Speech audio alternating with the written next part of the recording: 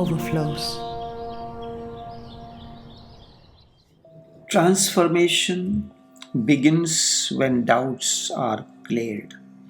Remember, one question creates one answer, and many questions mushroom out of that one answer. And this process continues. The doubting mind is the problem. Therefore, the seeker in Devi says, "Do not be concerned with my questions. I have asked so many things. What is your reality? What is this wonder-filled universe? What constitutes seeds? Who centers the universal wheel? What is life beyond life? How can one enter it fully ever time and space? But do not be concerned with my questions." The awakened one gives a technique. It may be breathing, it may be something else. And through that,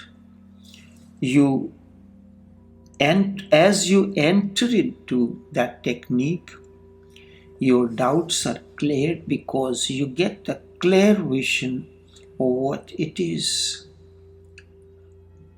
By changing the breathing patterns, by focusing on a particular part as far as breathing is concerned, many doubts are cleared. Let my doubts be cleared, Devi tells Shiva. I ask these questions because they are in my mind. I ask them just to show you the state of my mind, but do not pay much attention to them. Really, answers will not fulfill my need. My need is let my doubts be cleared. The way Nivedita, the author, approached her master is quite unique. Indeed, this reflects the way Devi has approached Shiva, who is her consort. However, in Vigyan Bhairav Tantra, Devi approaches Shiva as her master, the awakened one. Unlike other seekers, Nivedita did not ask for any answer to gain knowledge or strengthen her ego or anything else. Her emphasis was to have the doubts cleared. She was clear that for transformation, doubts need to be cleared. She was clear that by gaining knowledge, transformation cannot happen.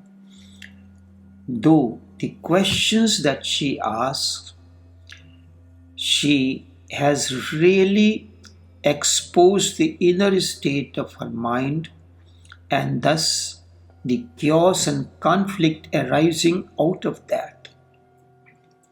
Though her doubts assume the form of questions, but she was not seeking answers. Instead, her focus was on transformation. Nothing really, the answers or knowledge or anything else was meaningful for her then.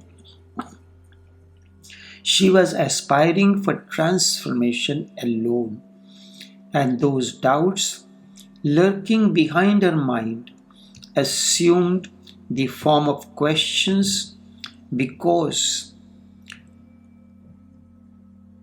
it was there, and later these questions became the subject matter of life, love, and light. When the awakened one listens to the questions, he becomes aware of the blockages within, and he works on clearing those blockages. But how can the doubts be cleared? Will any answer do? Is there any answer which will clear your doubts? Indeed, mind is the doubt. It is not that mind doubts, instead, mind is the doubt. Unless the mind dissolves, doubts cannot be cleared. And unless the doubting mind dissolves, the process of transformation cannot begin. Rarely one approaches this way with focus on clearing the doubts. And one who approaches this way, communion with such a person gives birth to something beyond the mind. Such is the Tantra approach to transformation. You have to understand the relation between doubt and question. Questions are the big stones along the path of the free flow. Questions can arise for various reasons: ego, to gain knowledge, to confirm your viewpoint, etc. No answer can solve the problem unless the question arises to initiate the process of transformation. And no one really asks questions for transformation. Mind can dissolve only one way, and the way is to neutralize the energy. One has to work at different layers of energy within. First step requires filtering of the existing energy. Activate the process of generation of the energy within, its distribution, its conservation first, and lastly distribution of the energy within the entire system. This requires readiness, trust, and surrender on the part of the seeker. When questions do not arise, doubt remains. Doubts are not questions. Questions are blockages, and doubts are like haze or fog on a cold winter morning.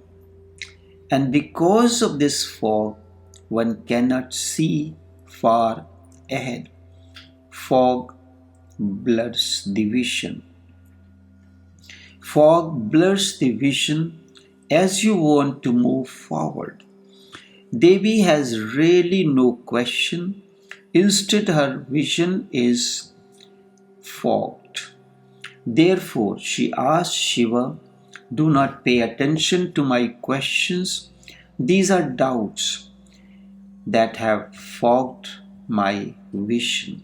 Therefore, clear my doubts." Both question and doubts arise in the mind. Mind is the medium for light of awakening to shine once the doubts are cleared. Each question has a relevance, but relevance of each question differs significantly.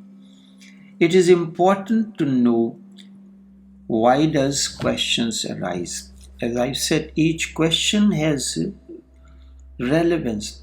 Questions are like symptoms of inner disease. Each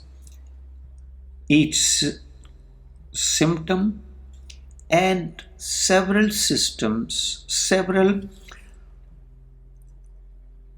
such moments, such symptoms clarify the state of the inner disease. It is important to know why does questions arise: to clear doubts or gain knowledge or strengthen ego, etc. As a result, when questions are to clear doubts, mind dissolves and transformation begins.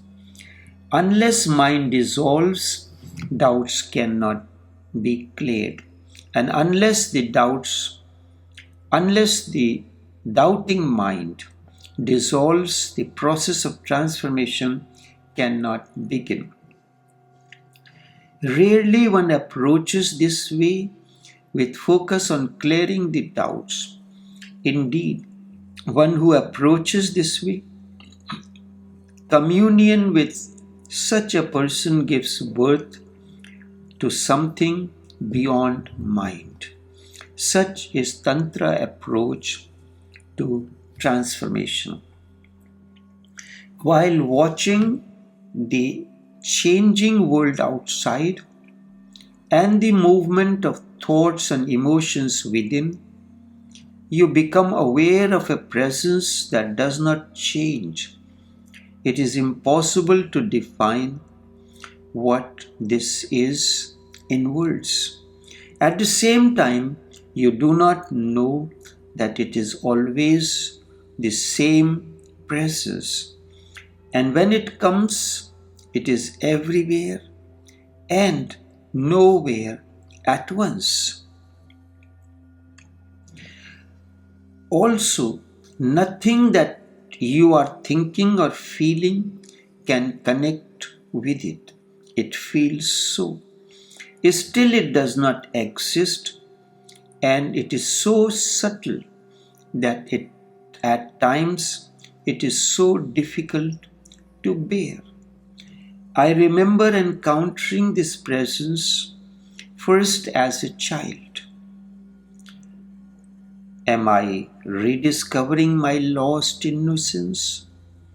Such a state arises with one who is on the path.